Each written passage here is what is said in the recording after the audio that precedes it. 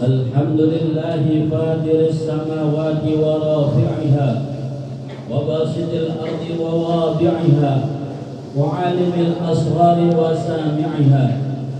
Ashhadu an la ilaha illallah wahdahu la sharika lah wa ahmaduhu hamdan man ya'rifu qadra ni'mati fayuqdi wa syukra ala mun'imiha.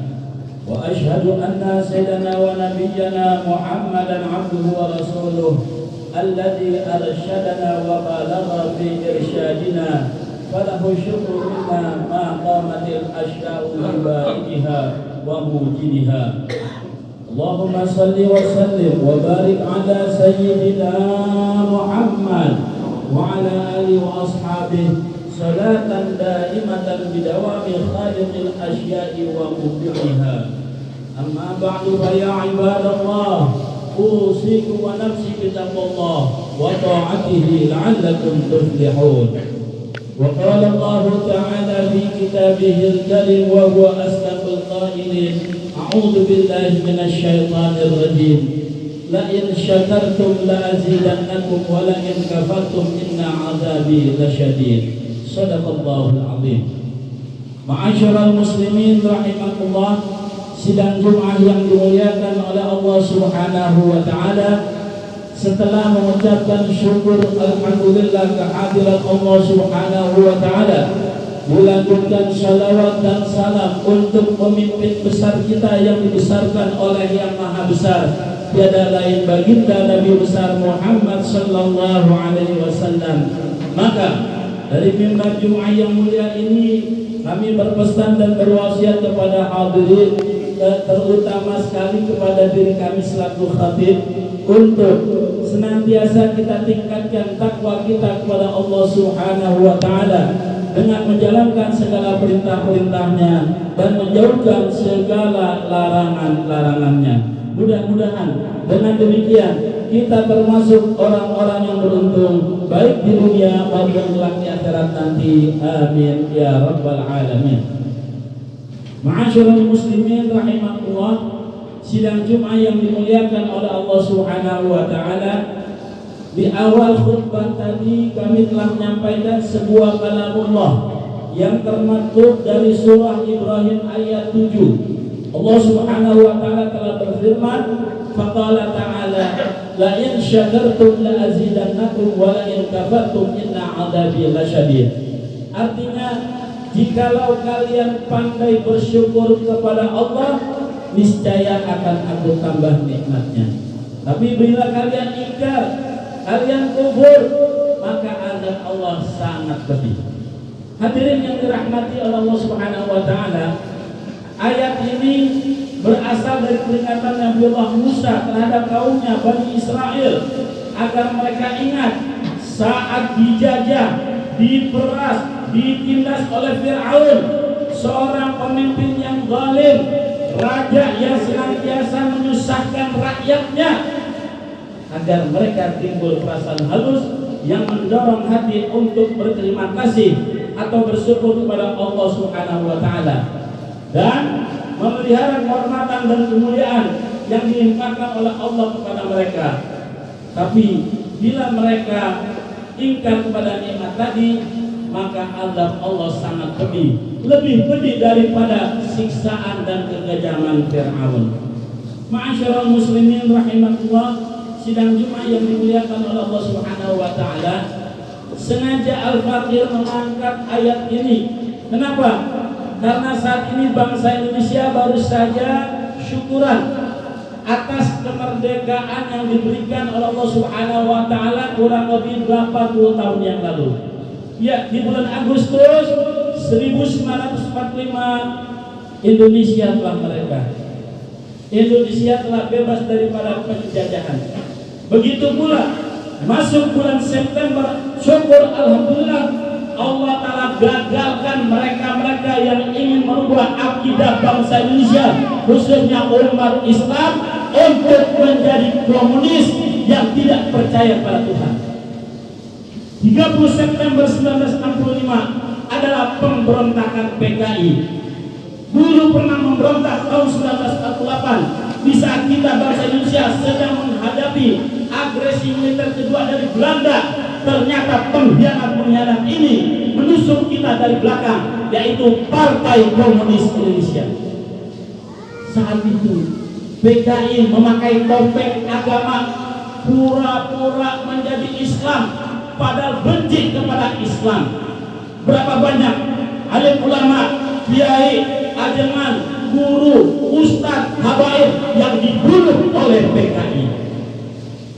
Sudah sepantasnya kita bersyukur kepada Allah Subhanahu wa taala dan bersyukur pula kepada para alim ulama, para kiai, para habaib yang telah berjuang. Mereka menggerakkan santri-santrinya, menggerakkan jamaah majlis-majlisnya untuk bangkit mengangkat senjata melawan mereka para penjajah dan bangkit melawan PKI. Dalam sebuah hadis, baginda Nabi Muhammad SAW pernah bersabda, "Man lam yashkurin nas lam yashkurillah." Rawahu Ahmad wa Tirmidzi. Artinya, barang siapa yang tidak berterima kasih kepada manusia, niscaya dia tidak akan berterima kasih kepada Allah Subhanahu wa taala. Saat ini ada kelompok-kelompok kecil yang berusaha untuk menafikan, untuk menghilangkan jasa para alim ulama, terutama jasa para habaib yang sangat begitu besar andilnya terhadap negara kesatuan Republik Indonesia. Kami curiga ini kelompok-kelompok kecil tak ubahnya PKI, minimal mengalir dalam tubuhnya itu darah penjajah. Mereka memakai topeng pembela Wali Songo, padahal mereka ini adalah laskar-laskar setan. Wali Songo hadirin, dakwanya tidak pernah membubarkan pengajian, tapi kelompok kecil ini kerjanya membubarkan pengajian para habaib, kiai yang istiqomah, pengajiannya dibubarkan. Siapa mereka ini hadirin? Kalau bukan daripada tangan-tangan, perpanjangan tangan Partai Komunis Indonesia. Di saat khutbah yang sedang ini, mungkin mereka tidak mengetahui, kami akan memberikan satu informasi. Berapa banyak jasa para alim ulama. Orang-orang mengatakan jas merah, jangan suka melupakan sejarah.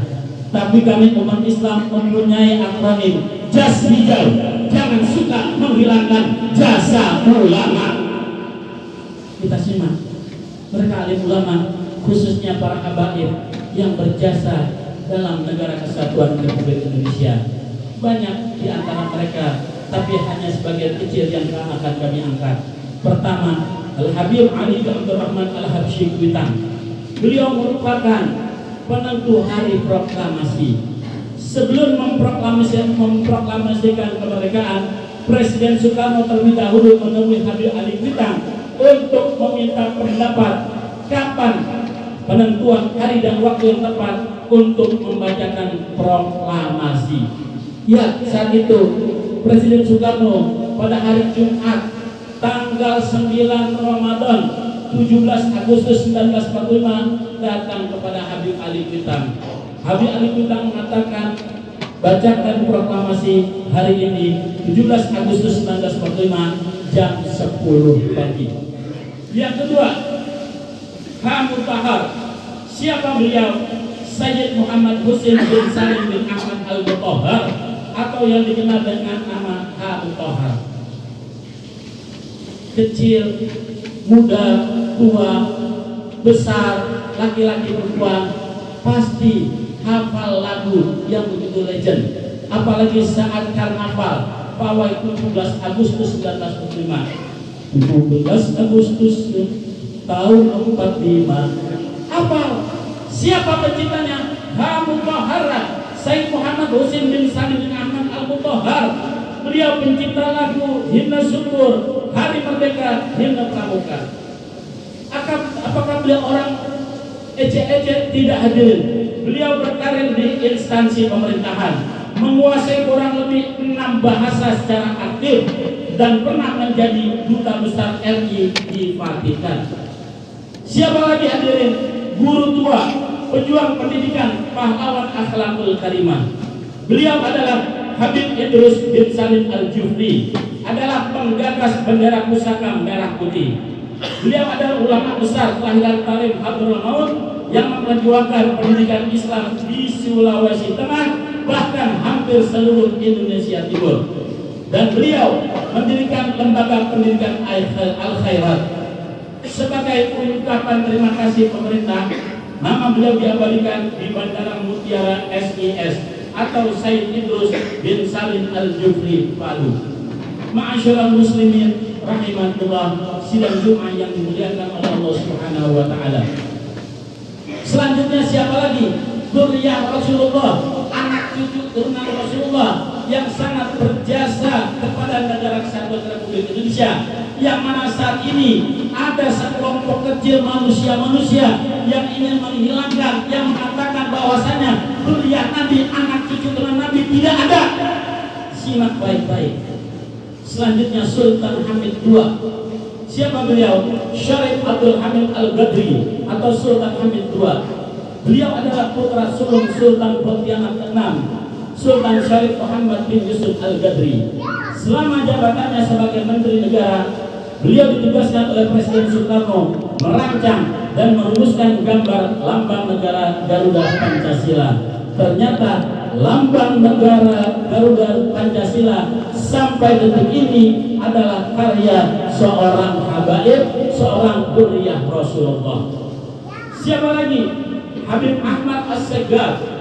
Beliau adalah seorang wartawan, sejarawan, sastrawan. Dengan kemampuannya, beliau menyerang pemerintah kolonial Belanda melalui tulisan-tulisannya. Jadi fitnah mereka kelompok-kelompok kecil laskar setan yang menyatakan bahwasanya para habaib dari Hadramaut datang ke Indonesia dengan bonceng tentara Belanda tertolak. Jelas, justru mereka para habaib, para sayyid yang ada di Indonesia berjuang bersama-sama untuk mengusir para penjajah. Apalagi hadirin, mereka para penjajah menyebut pribumi sebagai inlander atau bangsa kulit. Mendengar hal ini, mengetahui hal ini, Presiden Soekarno sangat amat bersemangat besar. Presiden Soekarno tidak terima bangsanya dikatakan inlander atau bangsa kulit, sedangkan mereka keturunan Arab dari Yaman memberikan penghargaan dengan sebutan akhwal. Apa arti akhwal? Saudara dari pihak ibu. Kenapa demikian? Karena sebagian besar keturunan Arab yang datang ke Indonesia tidak disertai istri dan mereka menikah dengan wanita pribumi di tanah air. Yang terakhir, kita mengetahui pembacaan proklamasi yang hanya tahu adalah di jalan proklamasi. Apakah di jalanan? Tentu tidak. Pasti di sebuah tempat, di sebuah rumah. Dulu namanya bukan jalan proklamasi, tapi Jalan Pegangsaan Timur nomor 56. Rumah siapa?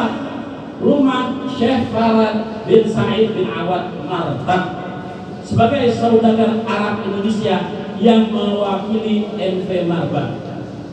Saat itu menjelang proklamasi, Presiden Soekarno dalam kondisi sakit. Oleh Syekh Farid Martak diberikan madu sidir dari Hadramaut. Alhamdulillah, sebab diberikan madu sidir dari Hadramaut, akhirnya Allah Ta'ala sembuhkan Presiden Soekarno sehingga bisa membacakan teks proklamasi. Dan rumah tersebut dihibahkan kepada pemerintah Indonesia. Luar biasa hadirin, jasa mereka yang dari Hadramaut, para habaib. Sementara saat ini mereka kelompok-kelompok kecil ingin menggerakkan agar anti Arab. Dulu ada gerakan anti Cina, diberi pengarahan dan wawasan, hilang gerakan anti Cina. Kenapa sekarang timbul gerakan anti Arab? Bangun umat Islam. Awalnya gerakan anti Arab, goalsnya itu tujuannya adalah anti Islam, sehingga mereka menginginkan agar Islam tidak ada di Indonesia. Ya, mereka PKI ini sadar selama bangsa Indonesia khususnya umat Islam berdampingan dengan para habaib, selama itu pula rencananya akan gagal total. Tapi kalau umat Islam sudah dipisahkan dari para habaib, dengan mudahnya PKI akan bangkit lagi. Sebagai penutup, mari kita simak negara apa saja yang mendukung, yang mengakui saat proklamasi kemerdekaan. Pertama, Palestina. Bahkan Palestina sudah lebih dahulu mengakui negara kesatuan Republik Indonesia tanggal 6 September 1944. Oleh karena itu, sampai saat ini Indonesia ke-6 Irak, ke-7 Iran, ke-8 Yaman, 9 Afghanistan, ke-10 Turki. Mereka berusaha mengbogosi dengan mengatakan itu adalah mereka para pendatang dari Yaman. Berarti orang-orang ini adalah orang-orang yang tidak suka dengan mereka-mereka yang berjuang untuk kesatuan Republik Indonesia. Mudah-mudahan dengan khutbah yang singkat ini Allah Ta'ala kuatkan iman Islam kita, Allah Ta'ala pelihara diri kita, keluarga kita, kota kita, negeri kita dari segala bala musibah dan penyakit, dan Allah Ta'ala hinakan dan hancurkan mereka-mereka yang benci buruk kepada para habaib, para saudara-saudara kita orang-orang Arab, dengan sehina-hinanya dan sehancur-hancurnya baik di dunia maupun di akhirat nanti. Amin ya rabbal alamin. A'udzu billahi minasyaitonir rajim. Bismillahirrahmanirrahim. Wal 'asri innal insana lafi khusrin illa alladziina aamanu wa 'amilus shalihati wa tawashaw bil haqq wa tawashaw bis sabri. Barakallahu li wa lakum fil Qur'anil Karim wa nafa'ni wa iyyakum bima fihi minal ayati wa dzikril hakim wa taqabbala minni wa minkum tilawatahu innahu huwas samiul alim. Aqulu qawli hadza wa astaghfirullahal azim li wa lakum wa lisairil muslimina wal muslimat wal mu'minina wal mu'minat fastaghfiruhu innahu huwal ghafurur rahim. Allahumma salli ala sayyidina Muhammad wa ala ali sayyidina Muhammad.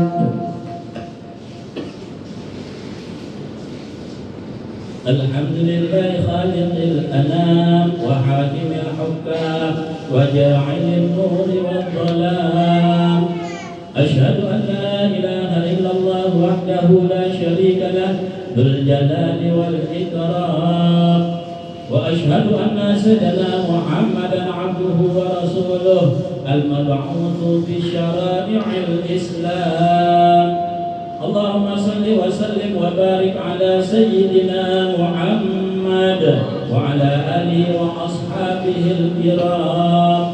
Amma ba'du fa ya ibadallah ittaqullaha ta'ala fima amar wantahu amma naha anhu wa haddar wa'lamu anna Allah ta'ala amarakum bi amrin bada'a fihi bi nafsihi wa thanna bi malaikati qudsihi wa thallata bikum ayyuhal mu'minuna min bariyati jinnihi wa insihi faqala ta'ala mukhbiran 'alima Innallaha wa malaikatahu yusalluna 'alan nabi ya ayyuhalladzina amanu sallu 'alaihi wa sallimu taslima.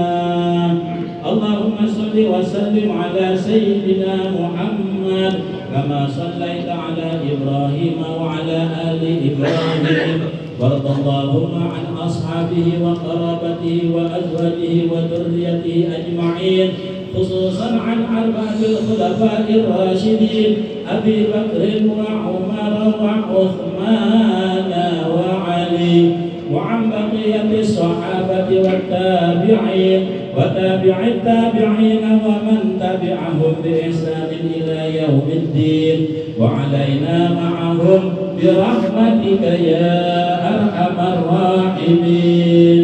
اللهم أصلح جميع ولاة المسلمين وانصر جيوش الموحدين وأهلك الكفرة والمبتدئة والمشركين وأعلي كلمتك إلى يوم الدين.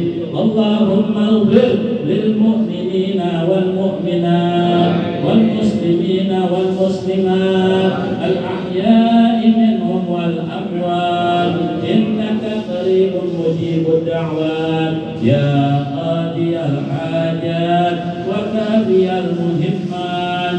ربنا آتنا في الدنيا حسنة وفي الآخرة حسنة وقنا